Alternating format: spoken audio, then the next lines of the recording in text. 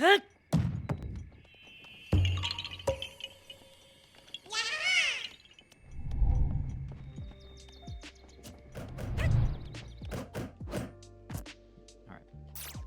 everyone, I'm still here. So today I want to make a quick video talking about Youngling's 3-hit jab. So last week I posted an interesting option select, which in and of itself is pretty good, but actually Youngling's 3-hit jab have a lot going for it.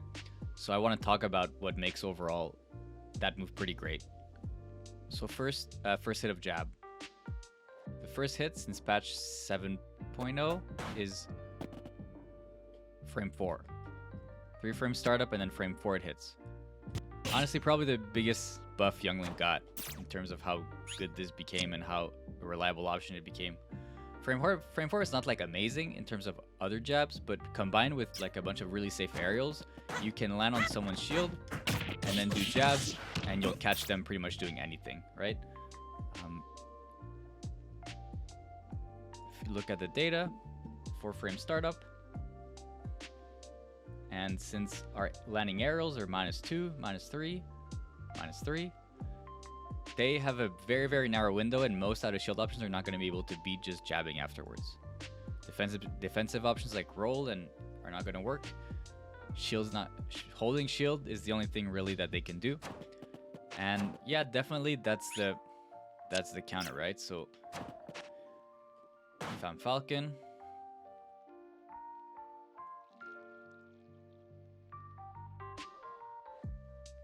even if I try to like spot dodge as fast as I can,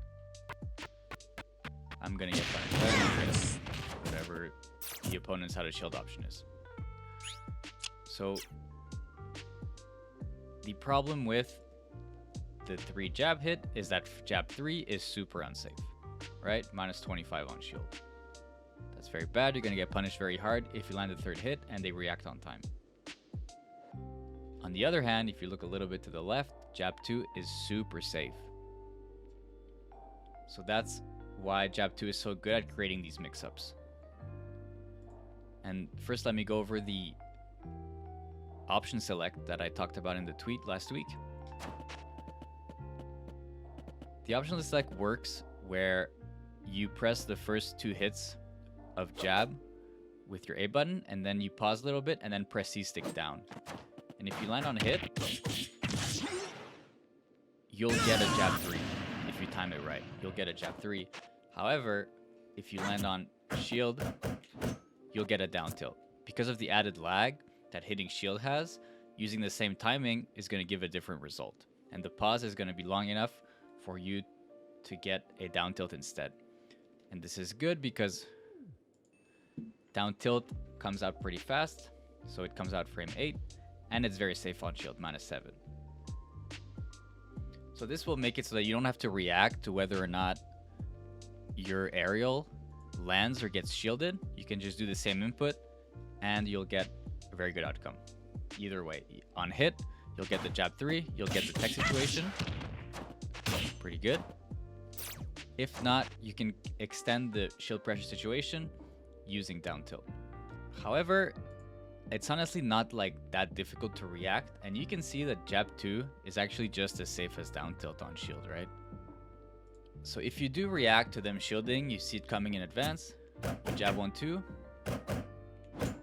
you can down tilt, but you can also just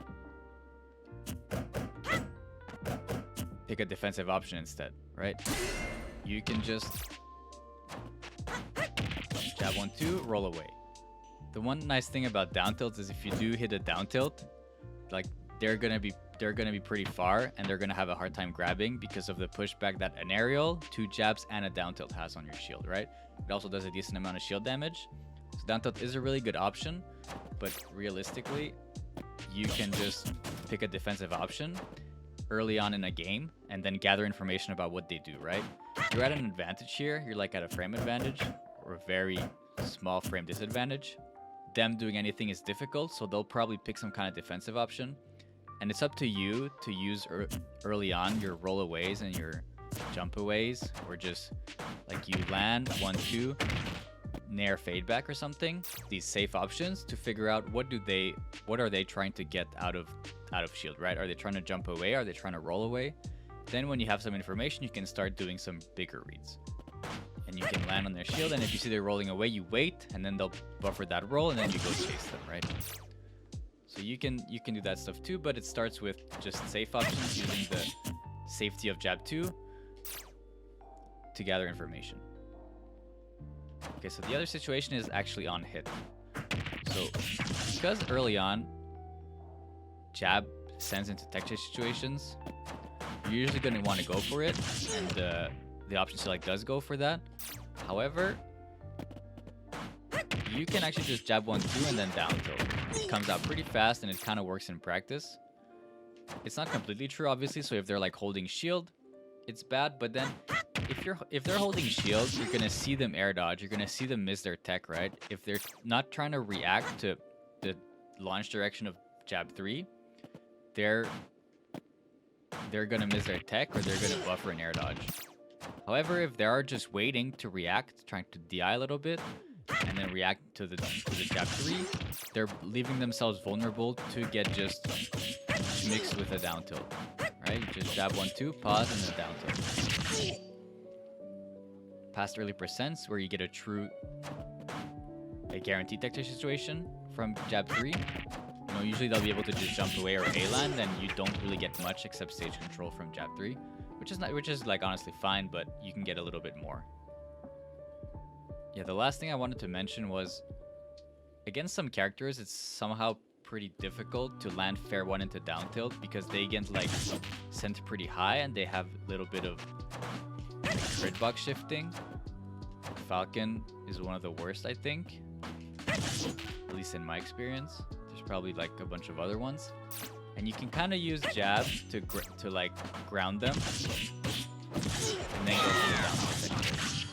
It's kind of nice. It's like a pretty small optimization, but also since jab fair 1 is completely true, and like fair 2, I mean, jab 2 kind of drags them in a little bit sometimes. So in those situations, it can just guarantee the punish a little bit more. And again, on hit, they'll have to pretty much be holding shield if they want to escape that. If they're holding air dodge, you can punish it anyway if you miss. If they pretty much do anything but hold shield, you're going to be able to get the punish. So that works pretty well, and I have a couple clips showing this kind of stuff in implementation. A few clips we got on stream in the last couple days. I was hoping to get more, but I didn't get too much time to farm clips. And honestly, the weakness I found was mostly that in most matchups, you're not really going to be jumping in that much with Nair. You're just going to be zoning. And in that case, it doesn't really come in handy too much. Close quarter combat situations are going to be mostly using your spacing to get into a position, maybe shielding, being defensive, spot dodging. You can spot dodge jab. You can't really jab out a shield unless you parry.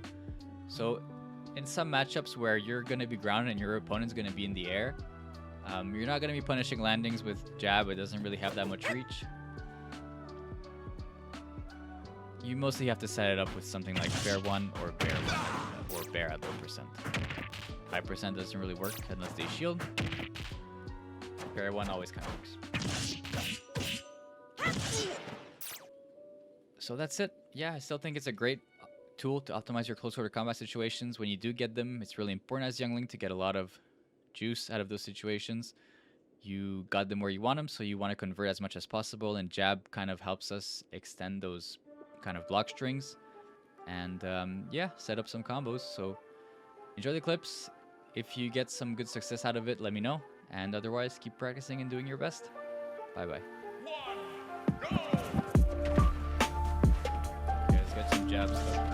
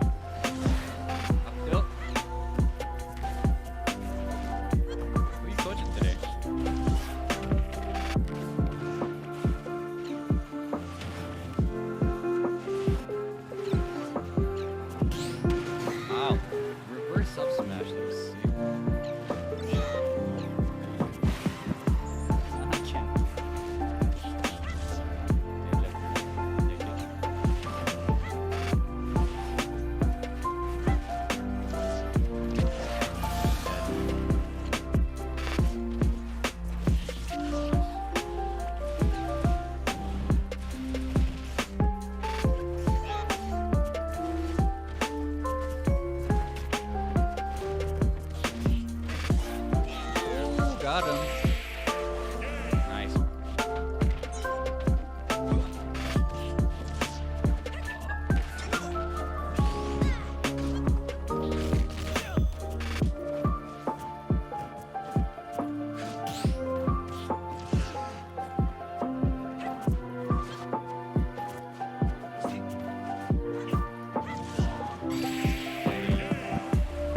Nice, I got the jab 2 mix up into down tilt, and I got a the tomahawk down tilt.